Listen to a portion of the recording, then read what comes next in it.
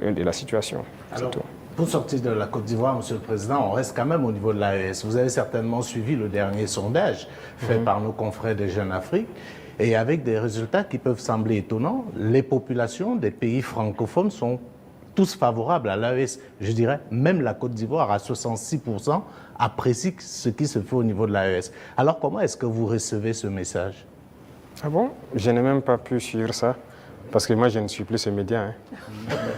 Alors, les confrères, c'était un sondage qu'ils ont commandé. Peut-être qu'ils ne s'attendaient pas à ce résultat, mais le résultat est tel. Ils ont été au Cameroun, ils ont été au Sénégal, ils ont été au Bénin, ils ont été en Côte d'Ivoire. Et là-bas, les populations sont tous favorables à l'AES et apprécient dans leur grande majorité ce qui se fait au niveau de l'AES. C'est logique, je dirais. Les populations ouest-africaines sont la plupart du temps liées. C'est la même famille. C'est le colon qui nous a divisés.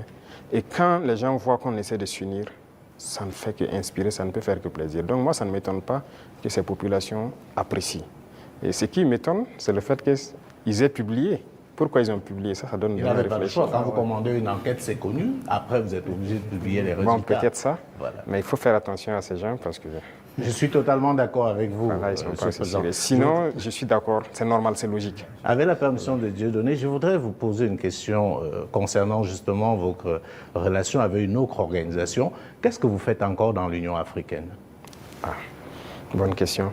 Alors, je dirais que notre situation dans l'Union africaine est tellement passive qu'on ne sait pas si on est dans l'Union ou si on n'est pas dans l'Union.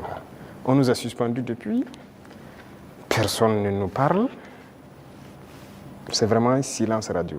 Donc alors, moi je ne sais pas si je suis dans l'Union ou pas. Mais est-ce qu'il ne faudrait pas marquer le coup en posant aussi un acte historique, comme cela a été le cas avec la CEDEAO, en claquant la porte à une institution qui visiblement ne sert pas à grand-chose? J'ai eu à discuter avec un diplomate de cette organisation.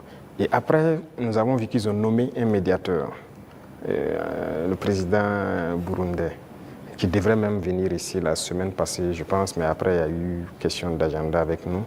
Et on l'attend, on veut l'écouter d'abord, parce que nous-mêmes, nous voulons savoir pourquoi ils se comportent comme ça. Parce qu'on ne peut pas prendre une décision sans savoir leur motivation. Pourquoi ils ont décidé de nous exclure? Pourquoi ils se comportent comme ça avec nous? Si on a leur motivation, là, si on quitte, on pourra expliquer à nos peuples, voilà ce qu'ils ont dit, voilà les raisons.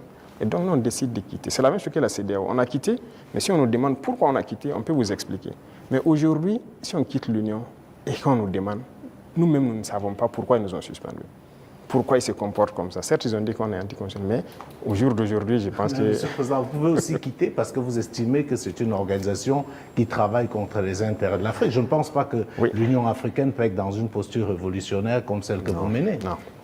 Par respect pour certaines personnes, voilà pourquoi j'ai dit j'attends que le médiateur qui a été nommé, qui a déjà envoyé son émissaire, prenne contact avec nous. Nous l'attendons. C'est par respect vraiment pour ce président. Nous l'attendons qu'il vienne, qu'on discute, qu'il nous dise ce qu'il y a et nous lui dirons les conclusions de nos débats. Monsieur le Président, on va aller au bord de la mer Noire.